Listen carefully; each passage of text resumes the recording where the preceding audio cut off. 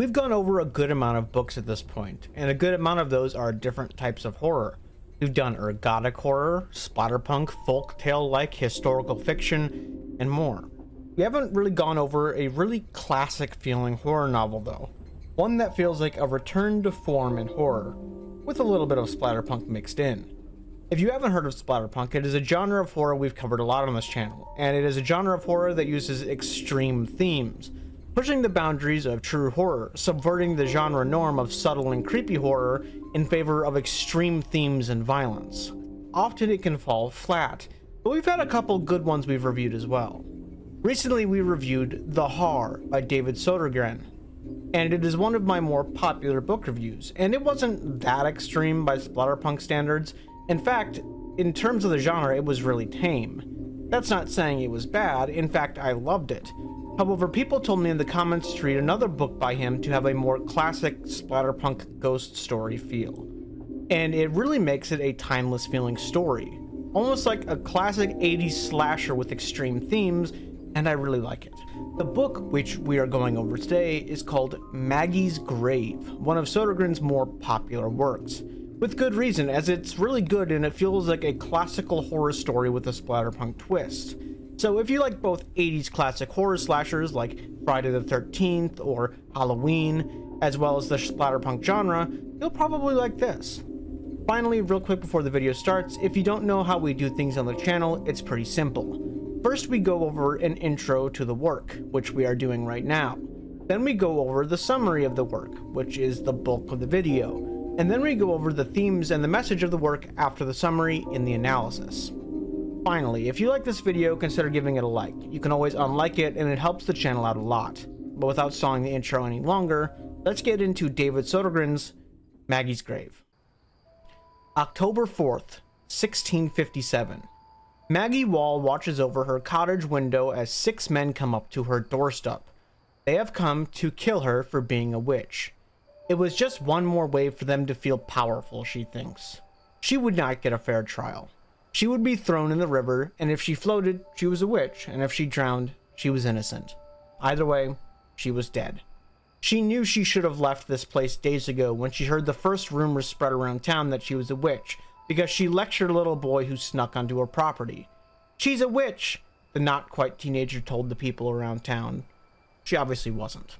She had a pot of soup on and she laughed to herself. They probably think it was a witch's cauldron. As she peered through the window, the men screamed to themselves that the witch had seen them. One of them shouted for her to come out and be fair about this. "Better to die with dignity," he says. The man takes a step closer and the ground opens up beneath him. He falls 10 feet into some stakes in the ground, impaling him and killing him instantly. A trap Maggie had set for people who stepped foot on her property. This did nothing but egg the men on though. They scream, "The witch's curse is in the very earth." Several other men carefully walk through the property to get to the house, and one of them gets in. Maggie tells him to leave, and he refuses. He screams to the other that he's made it. "Come on."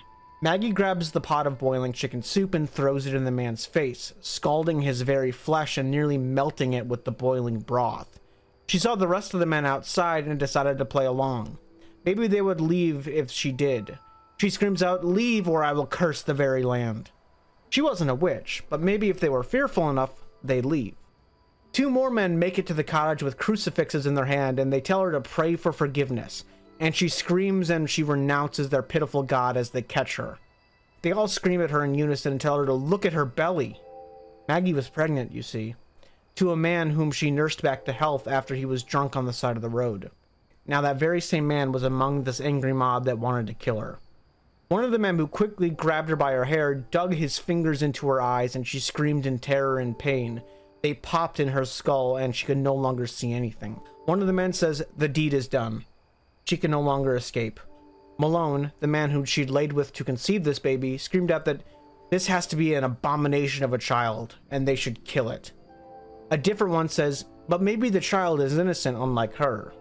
A priest or something says, "Very well, they will free the babe from the mother's hellish womb and give it a trial, somehow."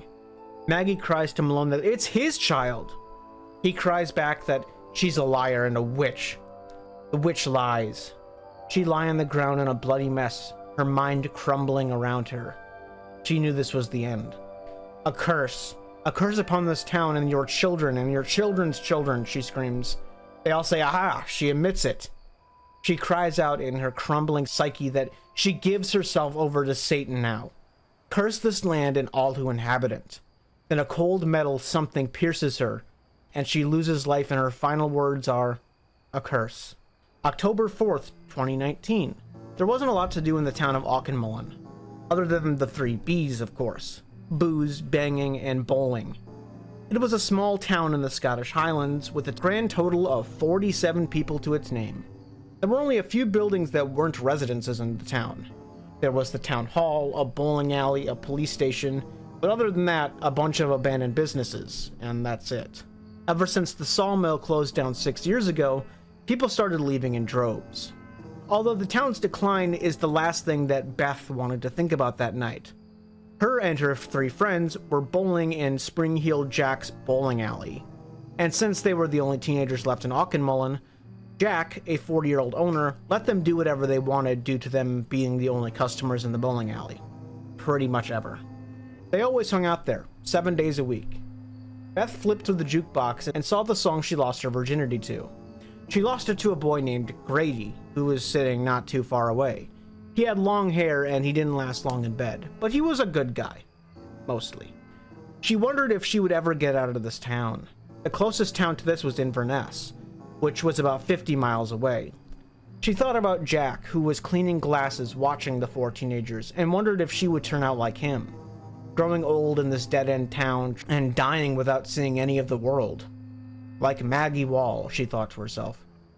Weird. She wondered what she thought of her right now. It was an old town legend. Her grandpa used to tell stories about the famous witch who died and was buried on the mountain somewhere. She gave up on the jukebox and went to go sit back down with Grady. He asked what she was thinking about, and she said, you know, Maggie Wall. She expected him to laugh and start a conversation out of it, but he just said, Every conversation with her now boyfriend was now stale. He spent enough time around the same people, and that will happen. They sit in silence, and he sarcastically says, yeah, nice talking to you too. She looked at him and wondered if she still even loved him. They'd been growing apart for some time. To snap her out of it, though, was Steve. He cried out, oh, Beth, it's your turn to bowl. Steve was a guy who was once very athletic, but now he was a little bit chubbier and his stomach hung over his belt. All before any of them turned 20, they were past their prime in this small town.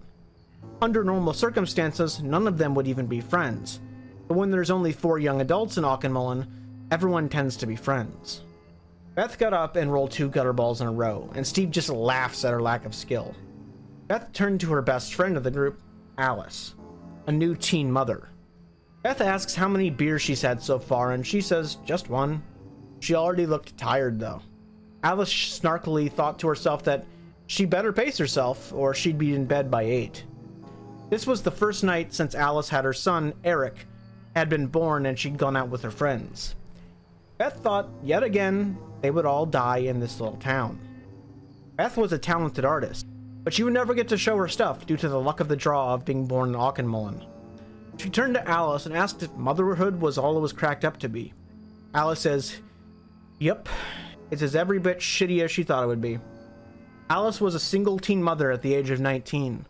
The father was a boy who took her family and left the day he found out Alice was pregnant, which to everyone seemed to be a bit of an overreaction. The two continued to talk, but Beth wasn't really listening to the conversation though. She was still busy thinking about living and dying here in this small town. Alice noticed and says, was this about Grady again? Does she want to talk about it? Beth says no, in fear of saying things that could apply to all of them that she doesn't like about Grady. Were her and Alice growing apart too? Soon she'd only be friends with Steve, and she hardly even liked that guy. Beth finally said, are you sure you want to raise Eric in this town? Alice says she doesn't have much of a choice, right? Beth says to herself, well, she does, but she doesn't want to say it. Just keep the peace, she thinks. Alice, on the other hand, was thinking about Eric. She missed him bad. They only had been apart for 5 hours, but it was the first time since he was born that they had been apart that long. She had hoped that Beth would show some interest in her child Eric, because they were best friends, but she just talks about her problems with Grady. Just give her time, Alice thought to herself. Jack called out that it's closing time, and Steve just says, one more game. Fuck off, Jack says. That's his catchphrase. Steve laughs at that, and they all leave. Steve asks if any of them need a lift home, him being the only one with a car. Alice says no, she wants to walk off the beers. Steve then asks Beth and Grady, but they just ignore him. Steve then asks Alice if she noticed anything different about those two recently. Alice says she hasn't noticed. Steve then sheepishly asks, how's Eric? At least someone is showing interest in him, she thought to herself. Steve says he wants to meet him. His mom wants a picture of the new baby boy. Steve says that he thinks there's something different about Beth, though, recently. Maybe she got a boob job or something. Alice smiles at his dumb joke and just says, good night, Steve. Steve quickly grabs her arm, though, and says maybe he could see him tonight. You know? Remember the Christmas party? Alice says yes, she remembers that night, and she had fun too. They smile at each other, and Alice thinks that sometimes when Steve wasn't being an asshole, he could be a really big sweetheart. Alice says that she does like him, but remember that she just pushed a baby out of there. Steve then says yeah, maybe now he could fit his massive, and she stops him and laughs. He's back to being himself again. Steve then tells her to be careful. There's a weird feeling in the air tonight. Alice says she agrees, but she's fine. They both say goodnight and go their separate ways. Beth and Grady walk home together. Grady was upset while walking, kicking the ground as he walked. He turns to Beth as they walk and tells her, be nicer to Alice. See the baby soon too, please. Grady sees Beth isn't listening though. They pass a field of cows and Grady tries to make small talk and says, you remember when we all went cow tipping? Beth smiles and says, yeah. And Steve almost got crushed because he was on the other side on accident. She quickly lost that smile though when she realized what Grady was trying to do by trying to get her to reminisce about the good times together. And that pissed her off. But before she could say anything, she notices a man in the road. Grady continues grilling her, but she was too focused on who was in the road right now. Grady asks, are you listening, Beth? But Beth tells him to look over there. There's a guy on the street at 10:30 at night just staring at the sky. Grady says it's fine, just ignore him. She just stops him and says she's wondering who it is. Grady looks through squinted eyes and says, oh, that's just Lawrence Carlisle, the only cop in town. The teens dislike him. He always makes sure that they call him Inspector and not his real name. Typical cop power trip, Beth thinks. Hey Larry, Grady says over to him. He doesn't respond. He continues just to stare in the sky. They keep talking to him until he finally notices and says, oh. Hi. They talk back and forth, and Larry asks what are they doing out of the bowling alley? It's pretty late for their group to be out of there by now. They tell him it's after 10 already. He just says, oh. As if he didn't notice that. All this while he's just staring at the sky. Beth follows his gaze and realizes he's staring at the mountain. He sort of snaps out of it and asks, how's Alice and the baby? Grady says they're good, a little weirded out by how distant Carlisle seems. He says, oh, that's good. He turns to them and say, hey, be careful tonight. They say, we will, confused, and they continue walking. Then they walk faster until it's almost a jog. Grady says, hey, slow down, why are we running? Beth didn't know, but her heart was beating really fast, and she couldn't tell why. Grady just said that she had a lot to drink, just slow down. Maybe she could stay with him tonight. You know, they haven't done anything and she stops him. She says she's going home alone. Grady asks what's wrong with her recently. She's been drinking way too much, too. She ignores him. Grady finishes by saying, fine, go sulk alone in your bed at night. Drink more while you're at it. And he walks away upset. Beth walks a few more steps when she hears Grady's footsteps walking back towards her. What could he possibly want now? Did he think that he could catch up to her and kiss her like in the movies? She wouldn't even give him the satisfaction.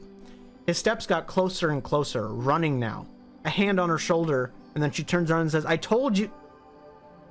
And no one was there. She spun around and nothing was there. She looks around to the bushes, to the mailboxes, anything he could be hiding behind. Nothing.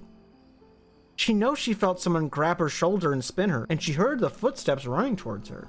She then looked at the black outline of the mountain in the night sky. and once more wondered what Carlisle was looking at. She then ran home as a dog howls in the background. Across town, Alice also heard the dog as she was running home. She got home and saw her mother next to a baby monitor. It was just those three in the household now. Alice's mother, Alice, and Alice's son. 3 generations under one roof. She worries about being a single mother. A single teen mother at that. She feels she would do numbers in the Jeremy Kyle show, but she knew that she always wanted to be a mother. Who cares if it was a few years earlier than expected? She walked up to her and Eric's room and she had a thought. And thought to herself, she wishes Beth would visit every once in a while. She knows she hasn't been to the bowling alley to hang out recently, but Beth hasn't even visited her son Eric once since he was born, and that was months ago. And they're best friends. She walked up to her room and noticed the child wasn't crying like usual. Hopefully he was just asleep. Dead to the world, she thought to herself. And she thought she shouldn't think like that. Then all of a sudden she was filled with an unnatural, incredible dread. She ran into the room, scared her child was dead for some reason. Not scared actually, but she was sure he was in danger. She slams the door open and Eric was just in the crib. His chest rising and falling like normal. She took a breath of fresh air. Was this parenthood? Just constantly worrying about your child? But it was okay. She loved him so much. More than anything she'd ever loved before, and then... Tap, tap, tap. On her window. She got horrified and looked outside and sees it's just a birch tree in her yard hitting her window. She really needs to cut that damn thing down. She was scared of it when she was a kid, and she's scared of it now. Only when she got close did she see the reflection of the window, and in it, something was wrong. Something was in the room with her. Something tall and spindly, reaching towards Eric over the crib. She turns around and says, "Stop!" But once again, nothing was there. Then a loud noise filled the room. Eric's cries. She woke him. Alice's mother came rushing in to see what happened. Alice tells her it was nothing. She couldn't tell her mom what she saw. If she did, maybe she would be called crazy and be diagnosed with something and lose her child. She said it was nothing. Alice's mother said, "You didn't see anything, did you?" Alice says, "No." But there was a weird tone in her mother's voice. Her mom left the room and she grabbed Eric and climbed into bed. She weaned him and took the duvet and covered her and Eric's head. Comfortable and dead to the world, as she would say. Tap, tap, tap. Just another branch. She didn't want to check though, just in case. She was so tired she almost forgot about that face in the window as she fell asleep. Beth wakes up and feels sick. She smells bacon in the kitchen though. She got up and threw up in the toilet. Grady was right about one thing. She was drinking too much. She got down to the kitchen and her mother is on the phone saying, "Oh, I don't know if I can tonight." But they did it, right? Haven't you felt it? But she quickly hangs up the phone and says goodbye. Beth asks who that was. Her mom switches the subject and she says she didn't hear her come home last night. Beth said stop changing the subject. Her mother says that was Larry Carlisle. There's a town meeting tonight. Beth asks if she can go, but her mother says no, it's only for adults. Which Beth is an adult, by the way, but whatever. Beth says whatever. They're hiding something and she knows it. Her mother goes to another room and says, "Record the X Factor for me." She says she'll tell her dad to, and she goes up to him in the living room. Her dad says he'll record it as he reads yesterday's paper. She says her parents are losing it, and she can only handle so much excitement in one morning. She leaves the house. Around 4 p.m., Beth is the last one to get to the bowling alley. As she sits down, Grady puts his hand on her thigh, and she lets him. She thinks to herself that she needs to make up her mind about him. As she sits down, Steve gets up and says he has an idea. Something he says every single time they get together like this. He says, "Let's get drunk and bowl."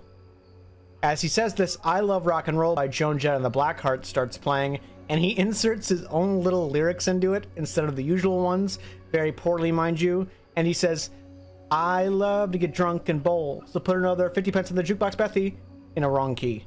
Grady touches Beth's shoulder and she turns around scared. He says he didn't mean to startle her. She says it's fine, but don't laugh at her, but did he follow her home last night? He says no. She said, "It's just weird. Everything feels weird recently. It's even in the air." Grady says he's noticed that too. But as they're talking, Jack, the bartender, calls out, You wee fucks want some drinks or not? Grady says, oh, yeah, sorry.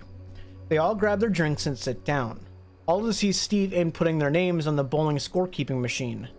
Spider was Steve's because he thought it made him sound cool. He inserts MILF for Alice for obvious reasons. Smiles for Beth because she never smiles. And finally, of course, Grady for Grady. They all talk about that stupid meeting tonight and how all their parents are going to it.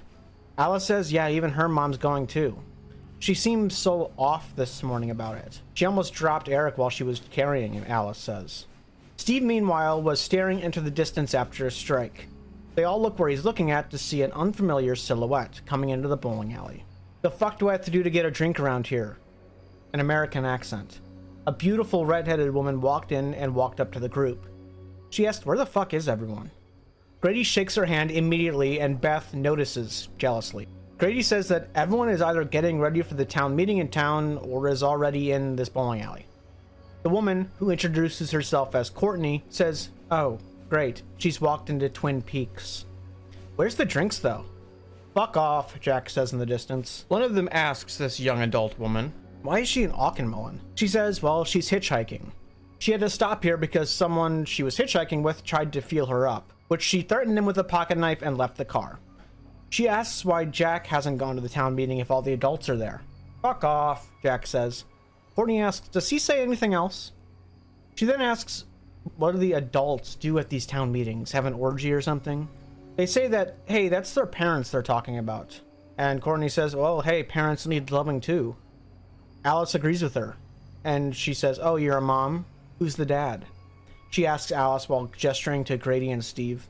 Not them, Alice says. The dad skipped town. Who does she think she is? Alice quietly says to Beth. She just walked in here and started talking as if she knew them. What do you guys do for fun around here? Courtney asks. The 4 teenagers say, well, they have a tree with tennis shoes tied together thrown over the branches. That's pretty exciting. The shoe tree is what they call it. And they have a witch. Courtney perks up. A witch? I doubt it, but I'm listening. So they tell her the story about how on dark, cloudless nights like tonight, Maggie Wall looks for her baby, who is cut out of her, and then put on trial and killed. And her ghost roams around the mountain, still looking for her child. Alice winces a little bit, being a new mother herself. Grady, who was telling the story, apologizes to her about mentioning that part. Courtney says, great, let's go see her grave. The 14 say, they hardly know her, and she just got here, they don't know. Grady and Steve, however, enamored by her beauty, say, maybe we should go. Alice and Beth say, there's just an old grave, it's not exciting, it's not that cool. But Grady and Steve are all for it. Beth walks up to the bar and sits down with Jack. Jack says, you better watch out for her, the barman says, and he gives her a bag of salt and vinegar chips. Beth says she can't pay for that, she's out of money today. But Jack says that one's on the house. Steve and Grady are competing for the attention of Courtney in the booth nearby. Jack says, small town boys like that like shiny new things. Beth says, not Grady though. But they both knew that wasn't true. Jack, for once, has a heart-to-heart to Beth, and he says, you need to get out of this town. All of you teenagers do. There's nothing here, and they are better than this town.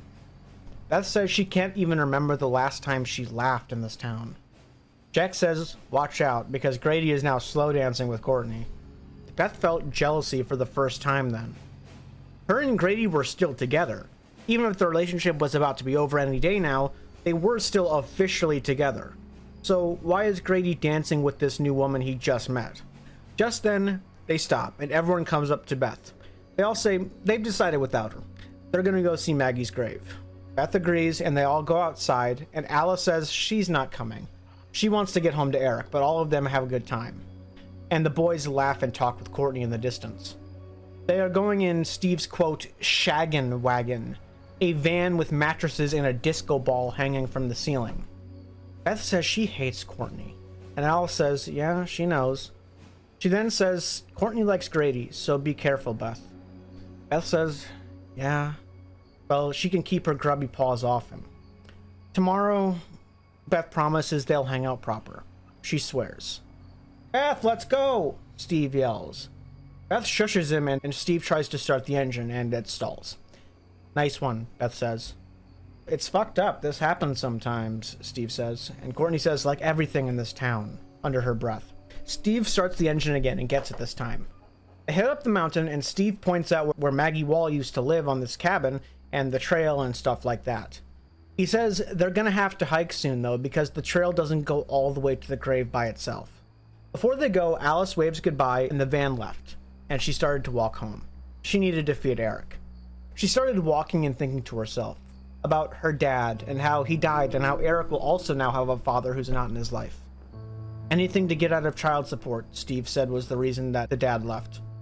Maybe Beth was right. This wasn't a town to raise a child. There's no schools, she didn't have a job or anything, but her mother was happy to help raise the child and homeschool it. Almost like it revitalized her mother. She walked onto her street to see a police car. Carlisle's, she guessed. But it looks like he turned into a driveway pretty fast. There were skid marks and... Wait. Oh no. It was in her driveway. She picked up her pace and was disgusted to find herself hoping that something happened to her mother and not Eric. Anything but Eric. She hated that she felt that way, but she loved Eric so much she had to hope that. She barges into her house and sees the TV is still on, and a half-eaten bowl of pastas on the counter. She goes to the stairs where Carlisle blocks her path. He says she needs to sit down. She half-heartedly beats on his chest, saying, "Where's my baby?" Carlisle says her son's fine. He's down at the station. She then questioningly looks at him. He says, "Alice, your mother killed herself." She said, "No, that's not possible. It can't be possible. She's been so happy to be a grandmother. It's not possible." He says one of the neighbors heard a gunshot. Beth says, no, it's not possible. They don't even own a gun. It's Scotland. No one owns a gun. But there are also bloodstains on the sofa, and her body's not there. Why, if she killed herself? Alice questions Carlisle. What's with the bloodstains? Did he move her body? Carlisle just looks at her and says, "Let's go to the station. Don't you want to see your son?" She looked at the photos on the living room cabinet. One of them is Alice's mom holding Eric. So happy with him. There's no way she killed herself.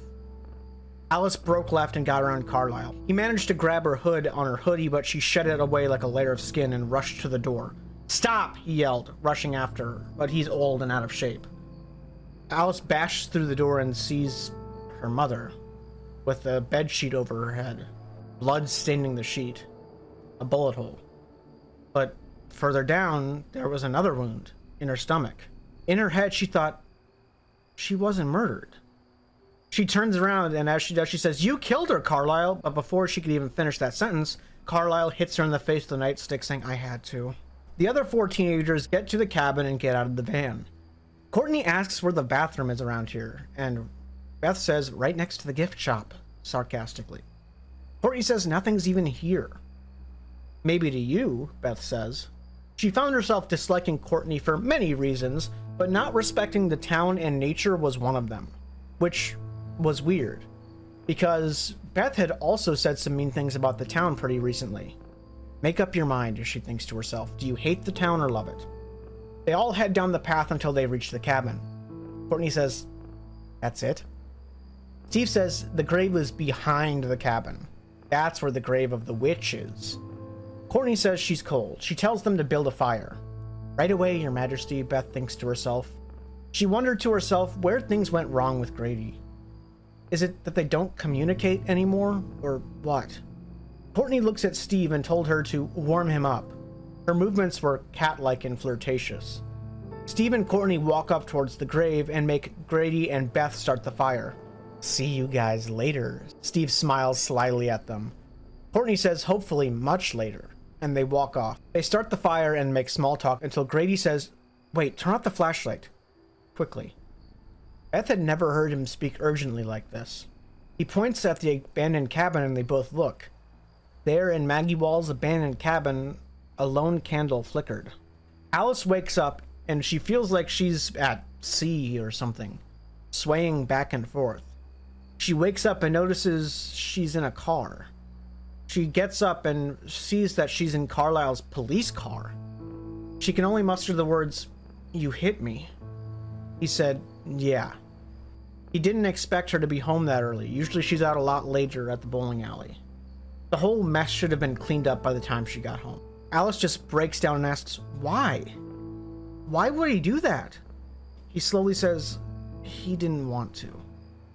Where's my son? Alice asks through tears. He says they're gonna go see him now at the police station. They approach the station with the big neon lights that say police station, but the O, L, and C are all out on the sign, so it says the Pie Station. It's been a long time since she's been there. He gets out and opens up the door. He reaches to his belt and Alice panics. A gun. He's gonna kill me right here. But he pulls out a tissue and gives it to her.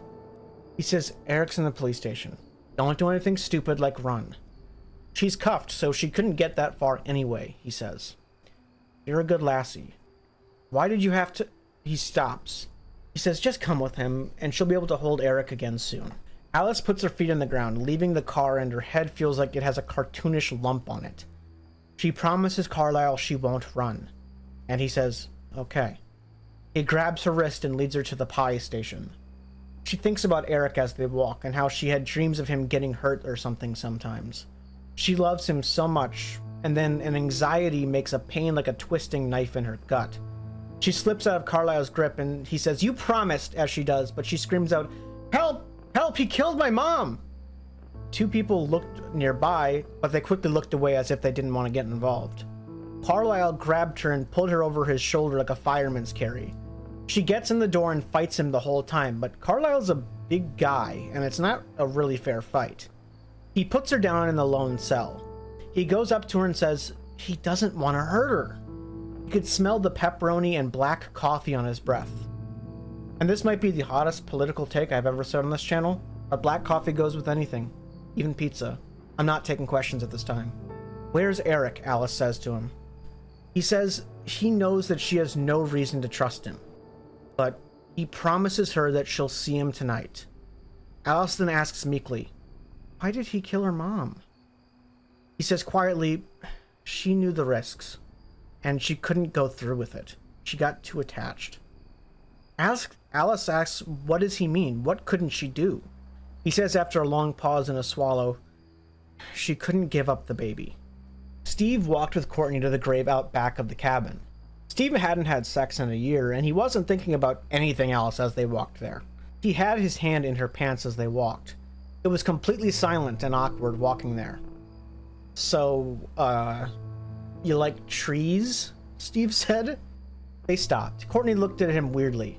Yeah, trees get me so wet, she said dryly to him. He didn't know what to say. He just takes a beer out of his pocket and gives it to her, hoping to make it up to her for the bad conversation. She drank it, and Steve started saying that he used to come here as a kid. She said, listen, she doesn't care about his life story. She just wants to have sex on the witch's grave.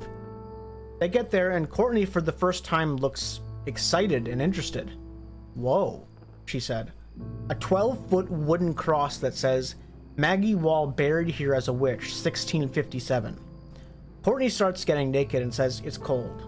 Steve tries to kiss her, but she acts disgusted and says, oh, you're a kisser? He was, and he felt bad. Build me a fire, she said. He was getting annoyed now. He says there's nothing even to burn. She says, what about the grave? Haven't you ever wanted to fuck in front of a burning cross? She asks. Steve thought about it, and no, he hadn't, but he felt now wasn't the time to say that. He didn't know about this anymore, though. She unzipped her jacket and put his hand on her breast. Okay, he'll do it. He took out a lighter and tries to burn the cross, but it won't catch. He drops the lighter as he only has one hand to use it, and she puts her hand in his pants, and all of a sudden, the fire erupts in a frenzied flame. Whoa, Courtney says. Steve confusedly says, he didn't even touch it, though. Back with Grady and Beth, the candle goes out in the cabin. Grady says, see, it's just probably nothing, a trick of the light. Steve might have brought a candle too or something. Beth says that's stupid. Steve's too dumb and not romantic enough to bring a candle. Grady says he's just gonna go back to the van. But Beth, stupidly, says she wants to go check out the cabin though. What if there's a woodland man in there who's lost or something? Grady says that's really stupid and good luck. Although he follows her quietly from behind with a flashlight. Back at the grave, Courtney takes off her shirt and fully exposes herself. She asks, like what you see? And Steve, and I quote, nods too eagerly like a dog waiting for its owner to throw a stick. He's just like me, holy shit. They start having sex in the grave with the fire licking a light across their faces.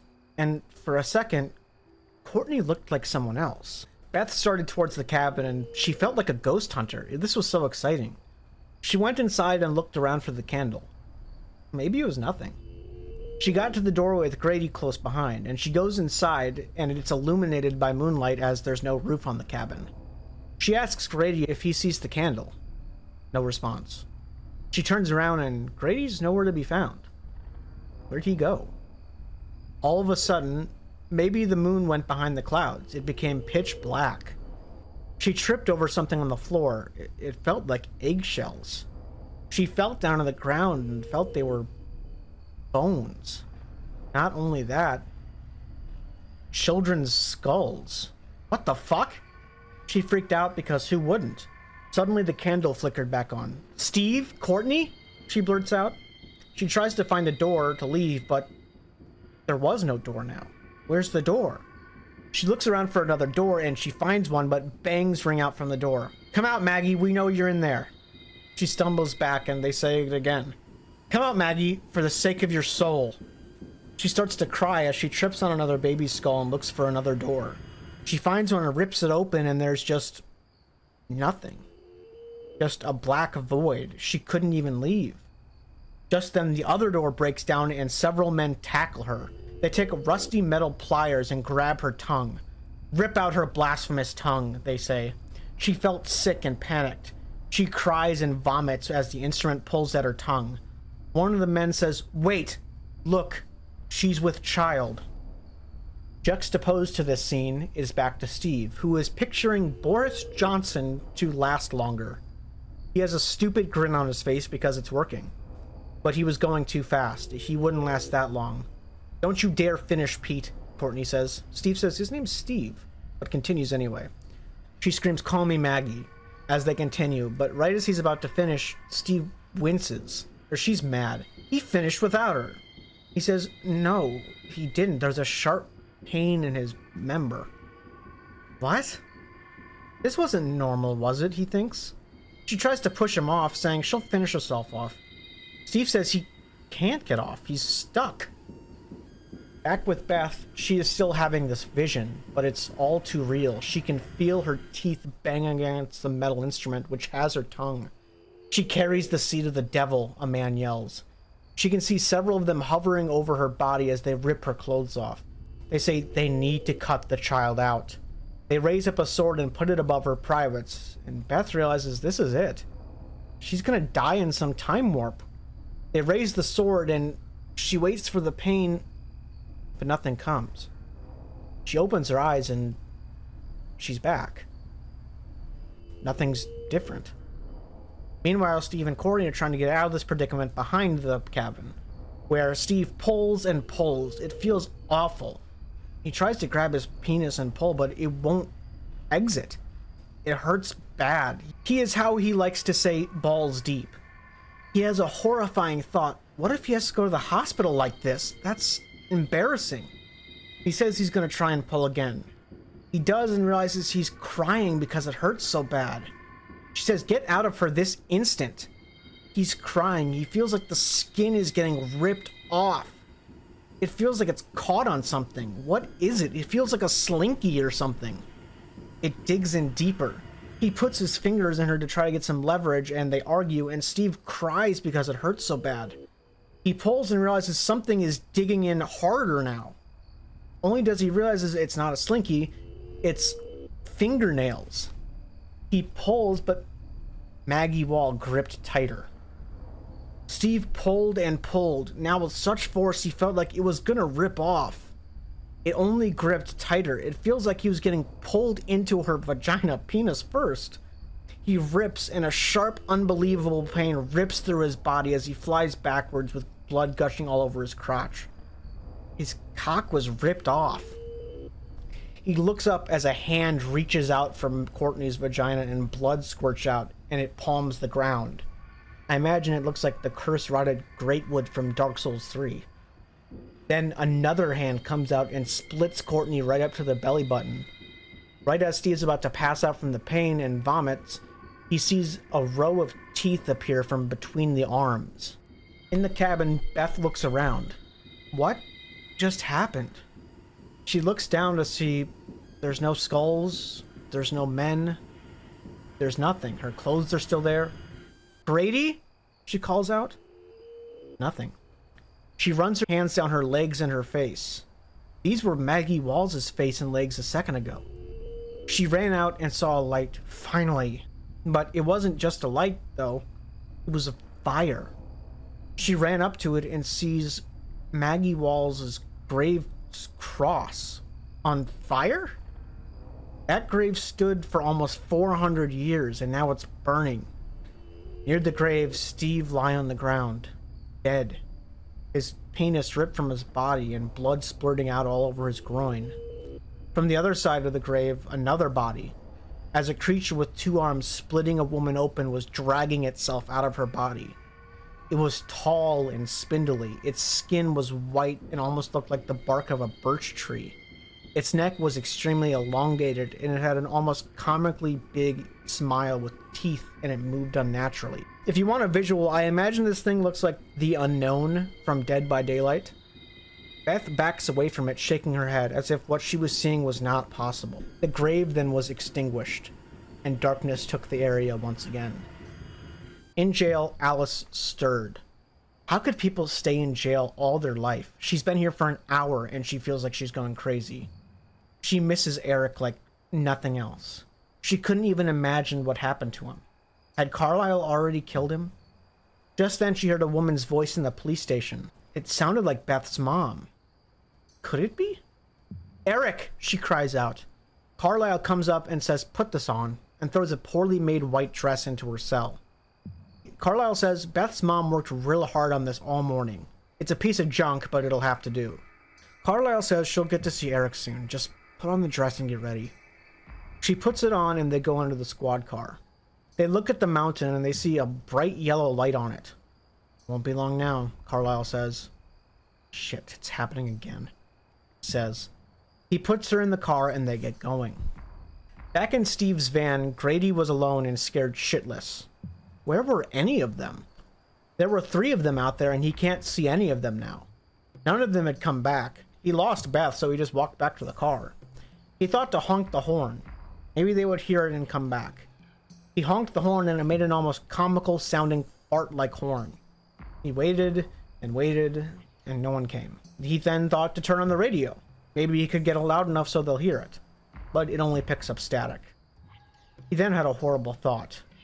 What if they were all sitting around a fire near the grave laughing and talking like friends and making fun of him for staying in the car and being scared? He couldn't just go there and walk up and say, "Hey, look, I'm here." They'd all laugh at him for being scared. The beer, he thought. Never insult the guy who brings the beer, Grady thought. That was what Steve always told him. So he grabbed the 6-pack from the back, and as he does, a thundering crack rings out. The window? He looks and sees a hand with elongated fingers pull away quickly from it, cracking the window from edge to edge. Beth slams open the door and says, "Go, go, we have to go." Grady says, "Calm down. You had to have taken something, or Courtney spiked your drink or something. Just calm down. Nothing's wrong." She says, "Grady, you do not understand. She killed them. We have to go. Drive." Grady says, "We can't go anywhere. They just need to calm down." She was now freaking him out. She says she didn't take anything. They need to go. He says they will, but he has to go get Steve. She says he will die if he goes out there. They need to go. He says they can't even go anywhere if they want to. Steve has the keys. Her face sinks. She then says, "Then we're gonna die." He says, "We're not gonna die." He opens the door, and as he does, he sees it. A weird, tall walking thing. It looks like almost a sentient birch tree with elongated arms, legs, and a neck. He caught only a slight glimpse, but it was enough to make him question everything he knew about his life. It was Maggie Wall. Beth grabbed his shirt and dragged him back into the van. Beth quickly checked around. Maybe Steve was stupid enough to leave the keys in the car. It was possible. Just then, they heard a voice, and it felt like it came from the earth itself. "Where's my baby?" It then felt like the car got hit by an especially large sledgehammer as the back two doors dented in and the wheels got airborne for a second. This happened several more times. "Grady!" Beth shouted at him. "What?" he questioned. He was panic-stricken. He couldn't do anything. Just then, Beth had an idea. They were on a mountain, a slight incline. She grabbed the parking brake and pushed it down. She then shouted, "We're in here!" to the creature, and once again, "Where's my baby?" Then another slam on the back doors. Then movement. The van was rolling down the hill at a decent pace. They looked out the window and couldn't see Maggie after a while. But now they had a new problem. The mountain's road was a spiral. Yes, they would make it down the mountain, but alive was now the problem. Beth thought to periodically raise and lower the handbrake to slow down when needed, but that would also give Maggie time to catch up. She made Grady take the wheel, and as they descended, she asked if he could see Maggie out the back window. He says no, but once again now they had to concentrate. It was dark, and they were moving really fast down a mountain spiral road. If it slowed down too much, Maggie could catch up. If they went too fast, they might lose control and plummet off the road. Grady and Beth finally could catch their breath as they concentrated on not going too fast or too slow. Grady asked, "What even was that?" Beth said that was Maggie Wall. She killed Steve and Courtney. She saw Steve's mutilated corpse. "What does she want?" Grady said. They both knew. She wanted her baby. They wondered how they could even give it to her. Her baby's been dead for 400 years. They talk about their next move. Beth says they have to get to Alice. She has a baby. Maggie will go for her. Grady says that they'll have to get to the town hall. It's the only safe place. They argue back and forth on where to go and how she was even raised from the dead or whatever. Beth said that Steve and Courtney had sex on the grave with the burning cross. Who knows how raising the dead works, but that probably had something to do with it. They argue about it, but then they compromise. No matter what, they had to stop at Jack's bowling alley first. It was the first thing on the road, and maybe he could help. So that was the plan for now. They got off the mountain and onto the main road now. It wouldn't be long now. Alice and Grady say they have to make a plan now. As soon as the van stops, when it hits that parking lot, they have to run. They agree and they say they have to control their breathing. Don't trip, don't do anything stupid like a cliche horror movie, just get inside, they say. Beth knows how to control her breathing. She took a prenatal class with Alice. She thought about her then, how they were drifting apart. How selfish of Beth to not like her now because she just became a mother. But the thought was cut short. They hit the parking lot and jumped out as fast as they could. Beth almost fucked up the landing, but barely did it right and started a dead sprint. Just then, an ungodly screech rang out over the parking lot. They couldn't see where it was from, but they just kept running. They made it to the metal gate in front of the door, and they banged on the metal grate, yelling for Jack to open up, please. Behind them, they heard, "Where's my baby?" They turned around and finally saw Maggie in all her glory. It was how she was described earlier, but her limbs were all rotted and discolored. Her stomach had a gaping wound, dripping blood. It looked like something was missing from it almost. Like a slot waited for something to be put in as it bled along the parking lot. She ran forward unnaturally as if carried by the wind. She moved like smoke, it says. "Go away, you fucks." Jack looked out and saw what it was outside. "Oh God," he said. He quickly opens up the metal barrier, and as he does, he literally kicks a bucket as he stumbles, and it slides under the grate and takes Grady's leg out from under him and trips him. Beth slides under the barrier no problem, but Grady tries to second, but is a second too late, and it gets caught on his leg. "She's got me," Grady calls out. Beth yells at Jack to help her get Grady, and Jack just runs. "Come back, you coward," she roars at him, trying to pull Grady through, and Jack just runs away. Later, though, he comes back and says, "Move." He puts a bullet into Maggie and she recoils backwards. Just enough time for them to slightly raise the shutter, grab Grady, and then lock it back down. They both carry Grady inside the bowling alley. Alice and Carlisle enter the town hall where the entire town was gathered. They were murmuring to themselves, and Carlisle says, "I know you're wondering why we're here 1 week earlier than the planned day." One of the residents speaks up. "Is it because of the shoe tree?" Jesus Christ, Carlisle thought. "No," he says. Another member asks, "Where's Alice's mom?" Carlisle clears his throat and says, "She won't be joining us this time." "We need to talk about Maggie Wall," Carlisle says to them all. A man named Peter Lamb speaks up. It's bullshit, he says. The girl gave birth in Inverness, not in Auchinmullen. Maggie shouldn't be coming back, he says. Another member agrees with him, but Carlisle says everyone's felt it. The air's gotten darker. The dogs bark at night and nothing at all. Peter says this has happened before, but this is different. The child wasn't born here. Another member says, maybe, but where was the child conceived? Maybe that has something to do with it. Peter says what they're about to do isn't right. They stopped it last time and they can stop it again.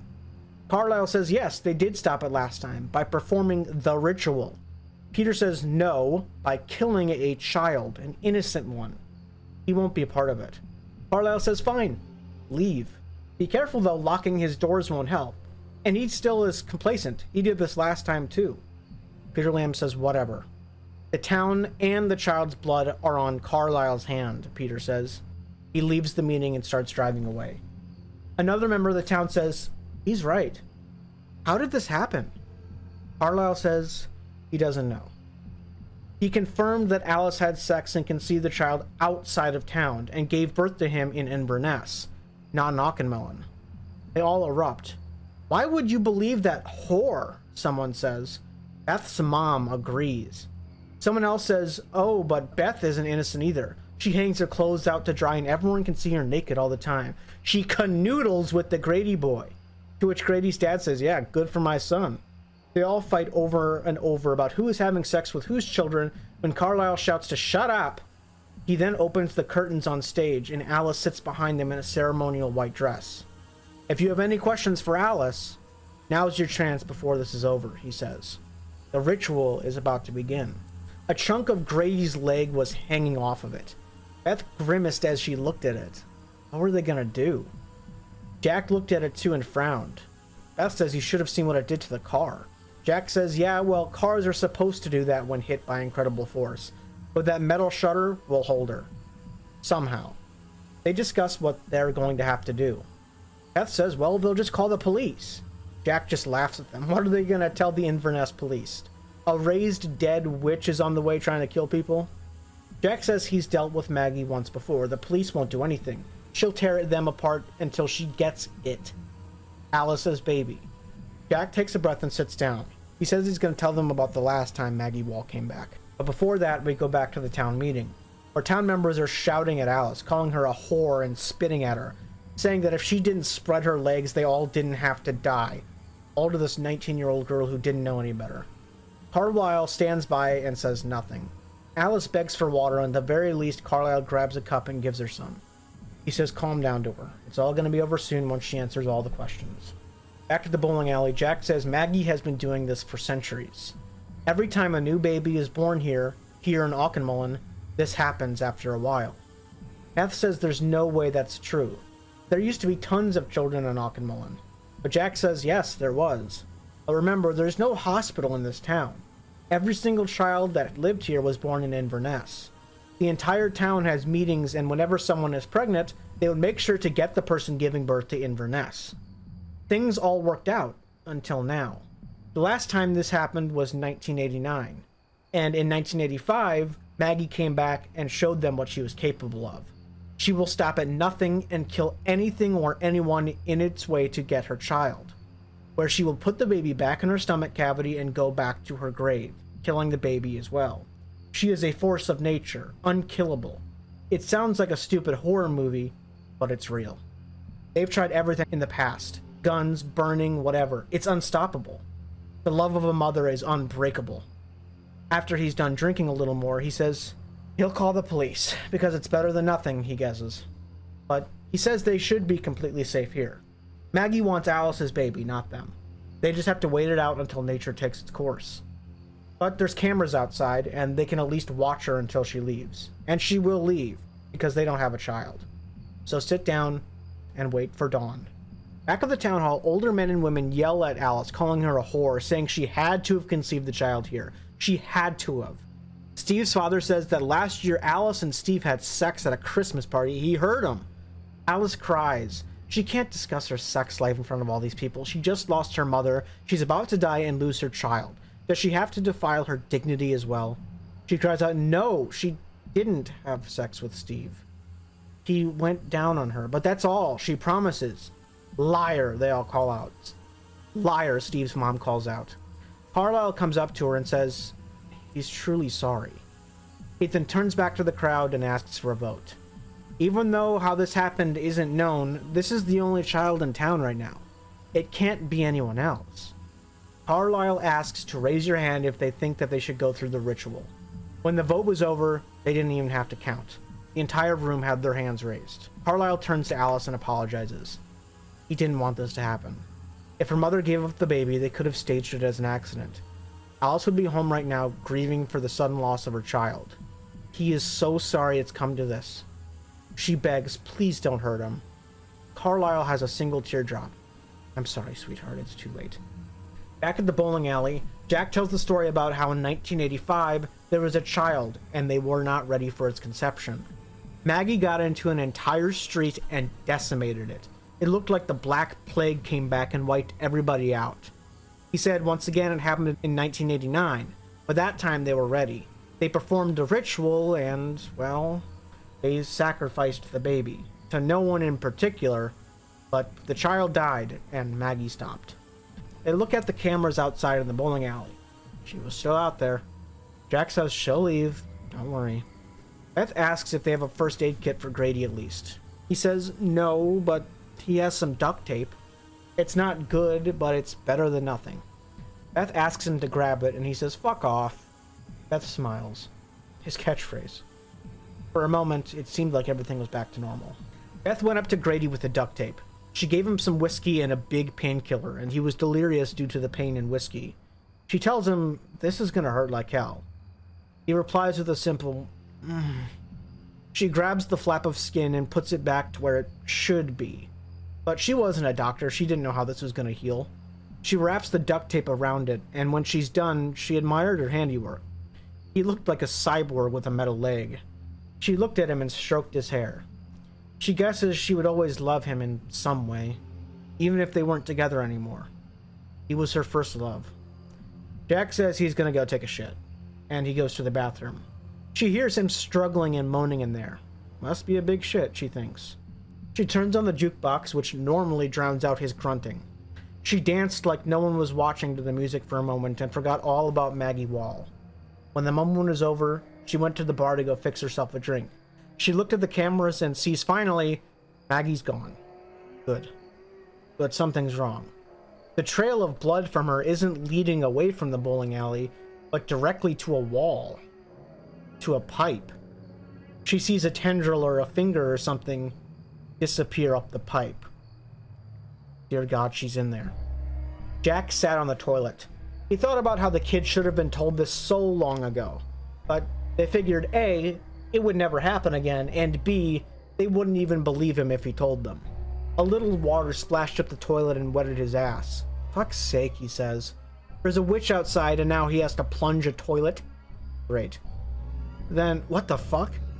A sharp pain in his asshole. What did he eat? He thought about calling out to Beth, but he figured it was just something wrong with him. He refused prostate exams every chance he got, and then it got worse. Way worse. Something barbed was in his asshole. Then it spread. It goat-seed his asshole open, ripping the very walls of it. He flung his head back and hit the flush knob with his head, his hands white-knuckled, grabbing the seat, trying to get off. Right below him, Maggie smiles. Beth ran inside when she heard louder than usual screaming. She slipped in the flooded bathroom and onto the floor. Blood poured from the stall and Jack came out. Please, he said, naked as his stomach distends and bursts like a xenomorph from Alien. Maggie just smiling from within. Beth runs from the bathroom. It was terrible, but what could she do for him now? He was a goner. She yells for Grady that Maggie made it in. He gets up deliriously and grabs her and stumbles with her, begging her to follow. The door's the other way, Beth thinks, but he opens another door and locks it and drops another metal shutter.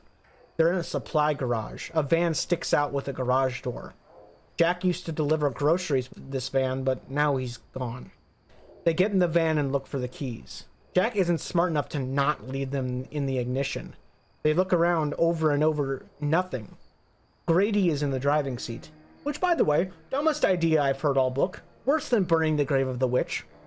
Maggie breaks down the door and slams into the metal shutter. Where's my baby? She slams into the wall and the force knocks the van around even.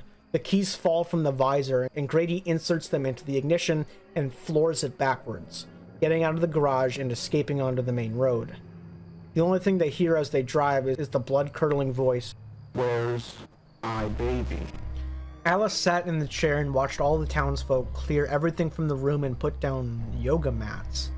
She looked at the little crib next to her and sees Eric's in it. He reaches for the sky and licks his fingers. Her heart breaks. The love she felt with him was so much that she couldn't even describe it. Now, her entire bloodline was going to die in one day. She remembers reading or seeing things on mothers who got supernatural strength when their child was in danger, like being able to lift whole cars and branches and stuff. Why couldn't she tap into that strength right now? Did she somehow not have enough love to do anything for the baby? Carlisle gets up to the podium and says, "This isn't the first time we've done this, but hopefully it will be the last. You know what to do. You've all been given apple juice that contains a stimulant." Stimulant? Alice thinks. What's that about? She wondered what this ritual was going to be. Were they going to be tortured? He says he also brought a mix to get everybody ready. Alice looks towards Beth's parents. Her mother looks away from Alice, but Beth's father stares at her intensely and fidgets with his pants. He puts his hand down his pants and, oh no, oh god no, she thinks. Carlisle grabs a cloth shopping bag and pulls out a knife. Alice screams that she will kill them all if they touch Eric. Carlisle puts the knife down and pulls out a CD from the bag. He puts the CD in a CD player and it plays You're Beautiful by James Blunt. All of the members of this meeting start taking off their clothes. Let the ritual begin, Carlisle says. In the van, Grady was driving to Alice's house with Beth. He's silent as they drive. Beth asks, "Hey, are you okay?" He just says, slowly, but he's drowsy. He says they're almost at the town hall. Beth says they aren't going to the town hall, they're going to Alice's. Grady says, "Who's Alice?" He's delirious. As he says this out loud, a loud skirt, and in front of them, the bright lights of a Fiat, and then a crash. Beth comes to and looks around. She was hurt, and she heard a dripping noise. She looked around. She was sore all over, but nothing was broken, it seemed. The car they hit was far smaller than the van that Jack had. She looked over at Grady. She shook him, and he just went, At least he wasn't dead. They hit the shoe tree, she noticed. She gets out of the van, thinking the door would be stuck, but the van was surprisingly not damaged much at all. The Fiat, however, was totaled. She got out and looked at the driver. But before she could get to him, she found the source of the dripping. Petrol was leaking from the van, but there were no sparks or fire, so she just continued to the driver. And it was now snowing too. She could hardly tell, but the driver's face looked like a jar of salsa that had burst. But she thinks it's Peter Lamb, a guy who worked at a sports store. She knew him well.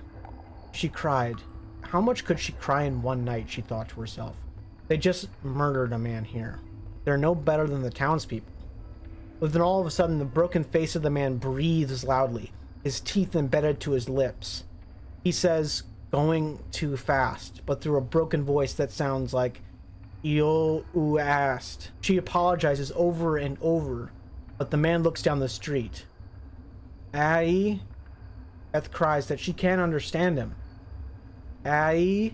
he says again. She looks to where he's looking at and sees it. Maggie Wall. She found them. She stood there under the lamplight, flakes of skin coming off her, blood covering her, Jack's blood. Her head undulating to and fro in the wind. They have to run. Beth tells Lamb this, and he just nods. He understands. "Leave the town, Maggie. No one has your baby," Lamb says through slurred, near incomprehensible speech. "Let the kids live," he says. He pulls out a lighter, and she rushes him. "Let them go," he says as he flicks the lighter, and an explosion from the dripping petrol catches everything and they both erupt in a fiery explosion. Beth and Grady feel the heat on their backs as they ran. That kind of fire explosion had to have killed Maggie, right? They heard the maelstrom of cries behind them. Angry wails pierced the night with supernatural fervor. About 20 seconds in, the heat and light started to die out. Maggie's cries also started to die out. That had to be it, right? They got close to the town hall and tried to open the door. Locked. Great. They started murdering children and started locking their doors tonight. Great. Beth pounds on the door, begging for someone to let them in. A voice rings out, "Go away!" They scream, "They have to get in, they're gonna die." Another voice rings out, "Beth, honey, now's not a good time." Her mother? "Mom?" Beth yells. Before she can say anything else, though, the music blares and they can no longer hear them. It sounded like James Blunt. They look behind them. Maggie's not there. But then a light appears from behind a deserted Chinese restaurant. A beautiful light and screeching. Maggie was still alive, but on fire.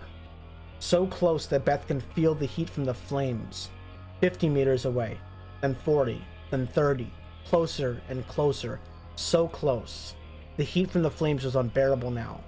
In a split-second decision, Grady looks at her, kisses her, says, "I love you," and then pushes her off the stoop of the town hall.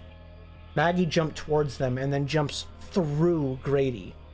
No ceremony, no reason for it. Just one moment Grady was there, and the next, his chest obliterated. "No," Beth shouted after it was all over. She shook and cried, wiping the blood off of her face. The door got obliterated just along with Grady. She walks in to see vengeance or to feel something, anything. There, instead of the blood sacrifice like she thought she'd see, instead was a mass of writhing bodies. Every sex position she could think of was happening, and a few she could never think of. She sees her parents in there too. Her mother taking a penis out of her mouth and her father pulling out of someone who was not her mother. They all turned to see the flaming skeletal mass that was now in the center of the room. "Oh my god, it's Maggie. We're all gonna die," shouts rang out. The next 5 or so pages describe in detail how Maggie kills all of these people. Some get their brains blown out by a single finger or slammed into the ground so hard and that the blunt force kills them on impact. One person gets omni-manned by the burning hands of Maggie and she squishes her hand into their skull. Beth's dad calls out. When Maggie notices him, Maggie notices the man call out Beth's name and she grabs him by the legs and swings him down at the ground so hard his face breaks upon impact. Then she does it again and again and again. Carlisle runs to his pile of clothes, his erection's still strong, which I don't know why they said that in the book, but go off, King. Carlisle finds his clothes and grabs a gun out from the pile. Dirty Larry is what the townsfolk would call him. They all laughed at him. Now is his chance to use the gun. He points the barrel at Maggie's head and pulls the trigger and misses. It hits one of the townspeople in the ass, and he does it and fires again. But as he does this time, he slips on some blood and hits Beth's mom in the neck. Blood squirts from whatever artery is on the neck, and she reaches towards Beth and falls down. Beth watches all of this in stunned silence. Cannot be happening. A person runs towards the door and Maggie tackles her and she takes the curtains down with her. All of them are now on fire and the curtain rings get seared into the skin of the person as they die. "Beth!" she hears. She looks up from the carnage and in the center of the stage, Alice is crucified, bleeding out on the cross. She has something in common with the protagonist of Hallowed Be Thy Gore, which we reviewed a couple months ago. Great book, you should watch that video. Beth runs up and undoes the nails and she falls to the ground and Alice's legs give out. I don't even know how she's alive, but I guess she must have just gotten crucified. Alice grabs towards the crib and in the carnage she grabs Eric and leans on Beth.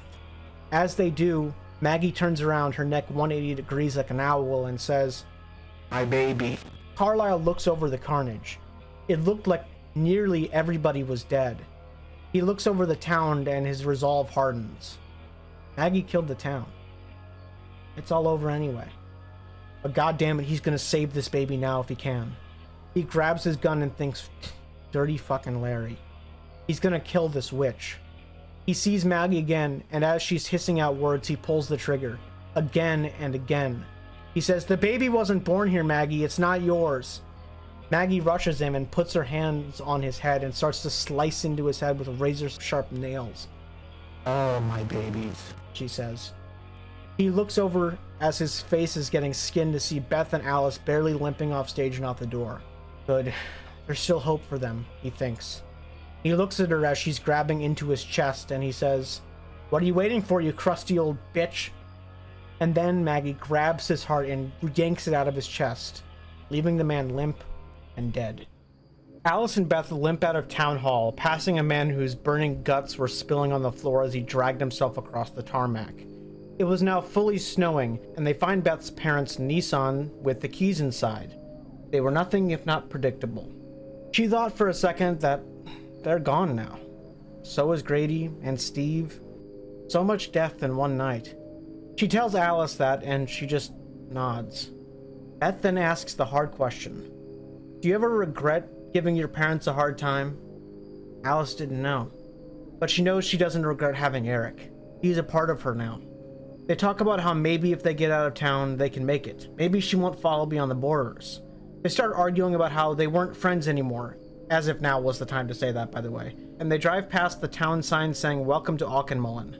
They almost crash into a police blockade. Now they're here. Great. They've rolled down their window. But before the cops can say anything, Alice says, "You have to let us through. She's chasing us." Beth thinks that kind of talk will literally get them nowhere right now. They have to play it cool. One cop just says, "Sure it is," as if humoring a child. Beth just says, her baby's really sick and they need to get to the hospital in Inverness. She is hysterical, ignoring them. They say they were going pretty fast, and they don't have the snow chains on their tires. "Stay in the car, please," they say. Beth whips her head around and says, "I told you to let me do the talking," she yelled. "Shit, I'm getting us out of here," she says. She put the keys in the ignition and starts the car. She floors it to try to get past the blockade, and the tires just spin. Damn, maybe they should have put on the snow chains on the tires. The cops come back with their guns drawn. "Get out of the car now," they say. Well, now they're truly fucked. They get out of the car, all while being yelled by the cops, and Beth gets on the ground as one of the cops kneels on her back. Beth gets a blood rush. She has to get out of here. If she doesn't, everyone here is going to die, with Alice and her baby as well. Beth takes every ounce of strength she has and pushes off the ground while she is on the ground and pushes the cop on top of her off of her, who slips, falls, and her head hits the car door with a wet noise. She probably just killed that woman, Beth thought. Another cop yells at her and says, "Cuff that bitch!" Beth says she didn't mean to, she just had to, but another cop comes over and the main cop just says, "Wait a minute, before you cuff her." A light appears in the distance and it's getting closer. "What is that?" one of the cops says. Beth says they need to take them in their car right now if they all want to live. All the cops ignore them and stare at the rapidly approaching firelight in the distance. They're all stunned. What in God's name is that? Beth whispers to Alice that they have to run. There's an old mill nearby that people used to party at after it got shut down. They have to make a break for it now. All the cops are dumbfounded by the 8-foot-tall birch tree woman running at impossible speeds right at them. As she does, Alice and Beth run, and the cops don't even seem to notice. Alice yells for Beth to hold Eric, as unfortunately Alice was already cuffed, and Beth wasn't. Beth grabs Eric and they make a break for it. After this, there's a chapter about a police officer and how she used to be a member of the townstead of Auchenmullen, and she knows what this creature is. And it goes on and on about how her and the cops fight, but in the end, every one of the cops dies. In the distance, Beth and Alice run, Beth holding Eric. She's never even held a baby before, but now she's emulating how she saw Alice do it. She thought back to the book she read in high school where the guy crushed the girl by hugging her too hard. I assume she's talking about Of Mice and Men, but I'm not sure. They're closing in on the mill. Smokestacks come out of the ground near it. She used to think about how her dad used to say that it was a giant smoking cigarettes from under the ground. But now, her parents are gone. They run near the mill and they have to go under a fence in which Alice gets stuck. Beth has to help her, and Beth asks if Alice thinks they lost Maggie once they get in. But she already knew the answer to that. Maybe the cops stopped her, Beth suggests. But Alice just says that they're all dead. There's no way that she's not coming here right now.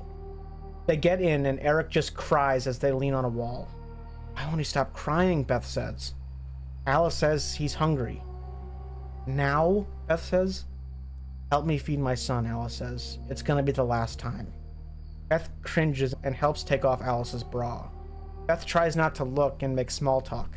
"So, what's it like having a baby?" Alice says. "It's hard. It's really fucking hard. You can prepare yourself all you want, read all the books you want, go to all the classes, but you're never ready. Your whole life changes, in good and bad ways.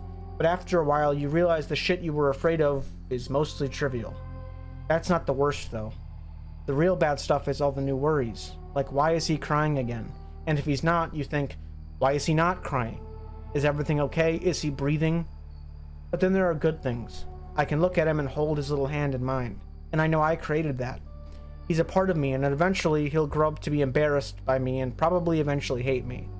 But for now, he's mine, and I love him so much that I can't even... Beth interrupts her as she says this speech. I'm sorry. Alice looks up at her confused. For what? Alice says. Beth says, for being a shitty friend. Back in the car, you were right. I just wish things were how they used to be. Alice says she understands. Beth doesn't like babies. Beth says, yeah. A while ago, Alice said the same thing too. But then Beth says, I mean, I love you, you know, but I hate you too. Because you have something I don't. You have something to live for. I thought I did once, but I didn't. I never have. It's funny, my boyfriend died and my parents, and I'm not even sure I care about them. It made no difference to me. You'd think I'd feel empty inside, lost, but I already did. I felt like that for a long time. I was born here, and I'm gonna die here. I've always known. This shows a pretty big stark contrast between Alice and Beth's point of views here. Beth has nothing, and she doesn't feel anything about it. Alice, on the other hand, has something, and is hopeful. Let's continue. Beth apologizes, then she turns to Alice, and Alice says, promise me something. Promise me you'll take care of him if I don't make it. Beth says, don't talk like that. But then, cracking. The wall above them was cracking. Maggie had found them. Now, they're going to die. A hand broke through the wall and grabs Alice's face. Maggie digs her nails into Alice's face, and she just yells, go, to Beth. But Beth tries to grab at Maggie's hand to rip off a couple fingers, which are now extinguished and dry and cracking. Maggie releases Alice for an instant, and Beth tries to get her up. Keep in mind she's still holding Eric, as he is now crying loudly. But Alice seems to be gone. She looks like a broken puppet, so Beth says. So she runs. She tries to shush Eric as best she can, but he just keeps crying. She runs into the main room of the mill, and it's huge and open. A large catwalk above and a couple furnaces near the top of it. A dark thought pops into Beth's head. Just leave Eric. Survive. But she stops herself. Alice trusts her to take care of Eric from here on out. But now, they were the only two left. Beth hated Alice in a way.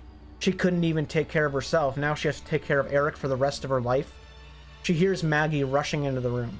Beth walks up to a furnace, and because Eric is crying so loudly, she has to put him in the furnace. Remember, the mill's out of commission. The furnaces are completely off. They have been for decades. She shushes Eric and apologizes. She promises him that she'll come back for him.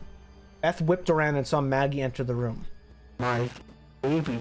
Maggie looked different. She was slower, her skin crisped, and the fire extinguished. However, she appeared labored, like she was slowing down. Beth looked at the rickety catwalk and remembered something. Someone once fell off that catwalk during a party because he was trying to grab an axe at the top of it for fun. There's a fire axe at the top of the catwalk. Beth runs up there, the catwalk creaking under her weight. She looks for the axe and manages to find it, the catwalk creaking horribly under the weight of her as she walks towards it.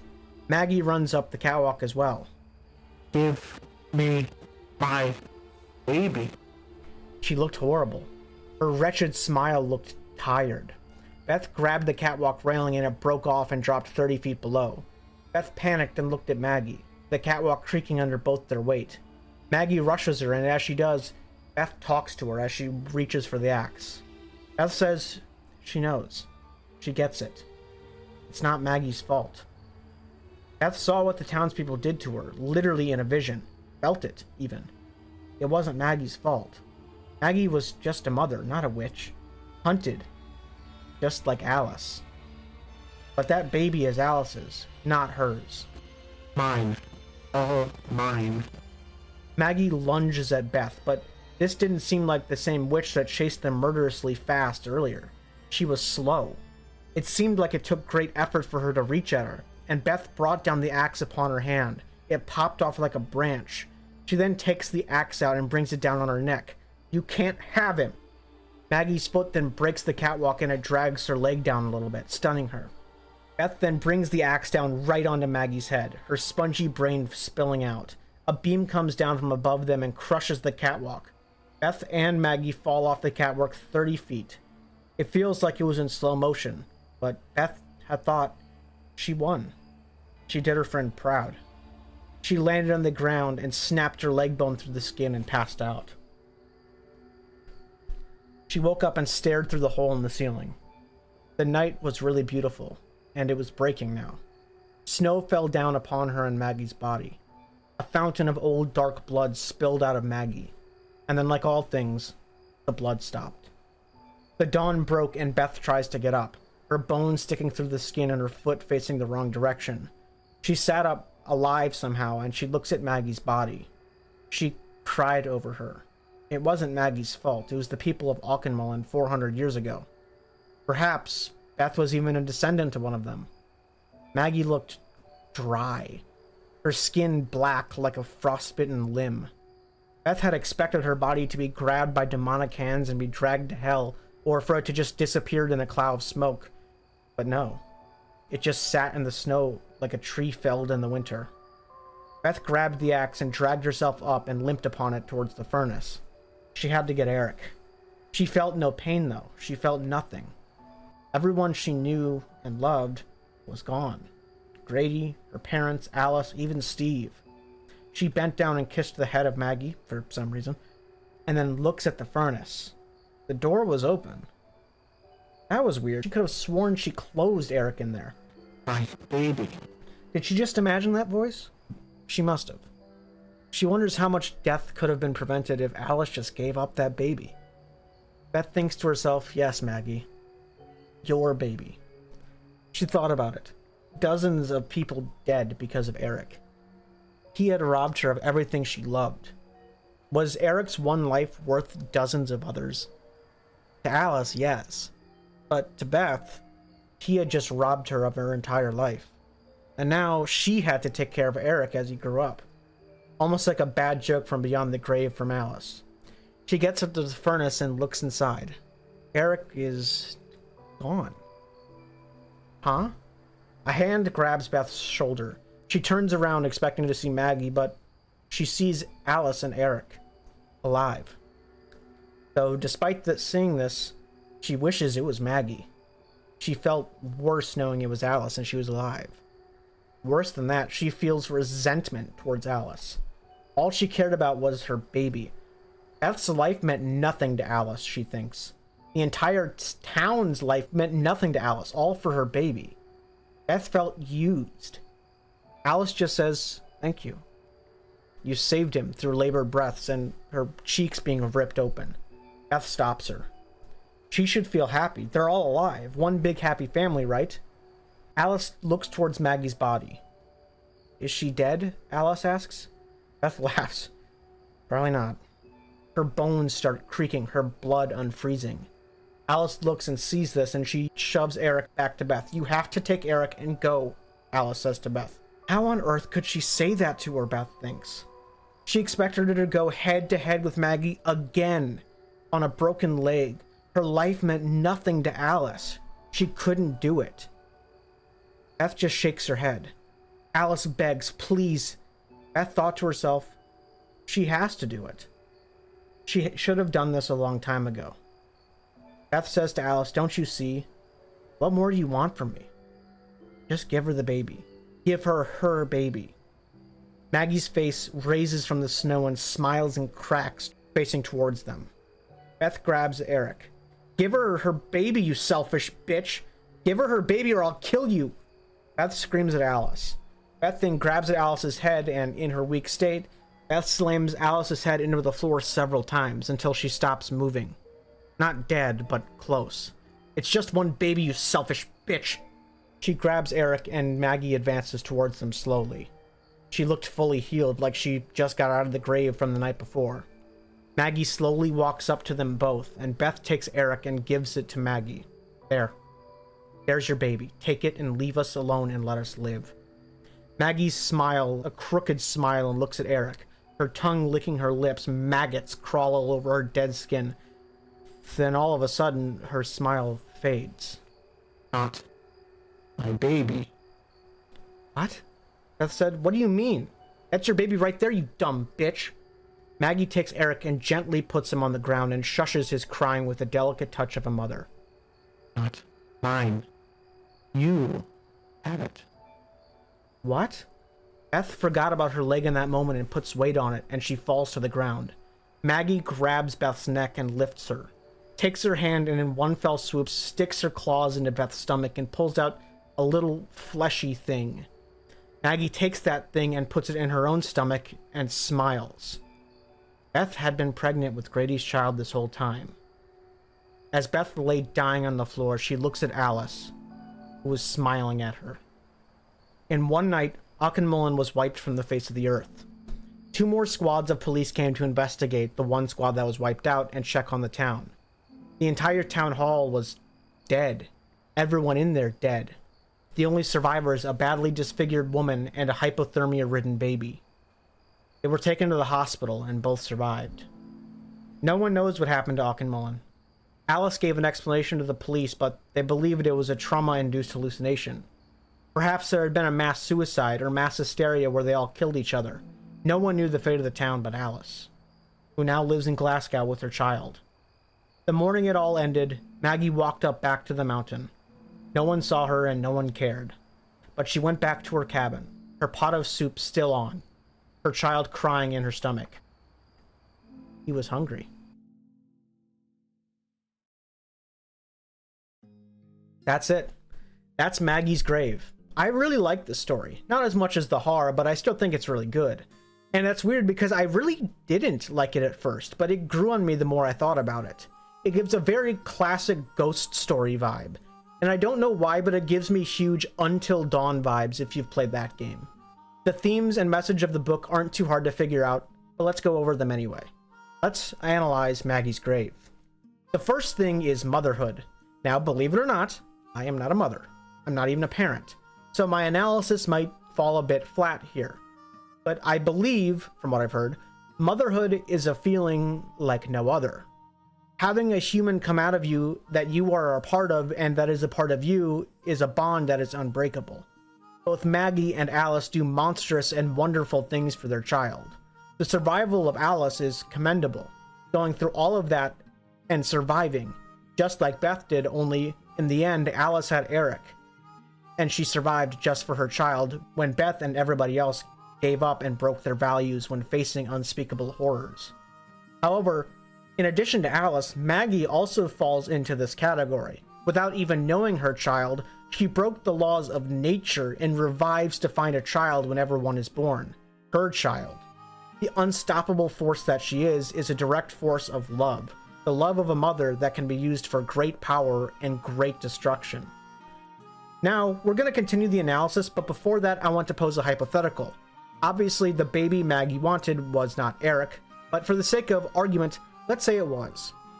Do you guys think that Alice is in the right to sacrifice every single person in town for Eric? Eric is innocent, obviously, and all the people in town are not. However, that's 50 people for one life, and I want to hear your thoughts on that hypothetical in the comments. I'm not sure what I think. I think Eric being alive is the better call, but it's really tough. Anyway, let's continue with the next theme.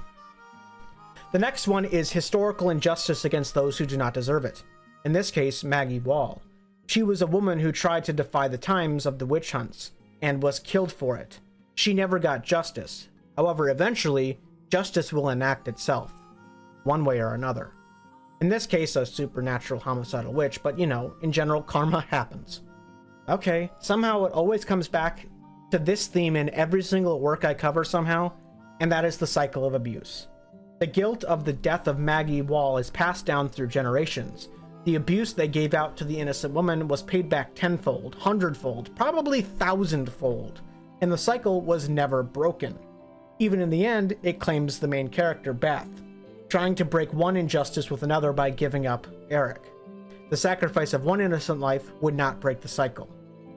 And finally, the last theme is stagnation and how it corrupts and rots. Auchinmullen is dead.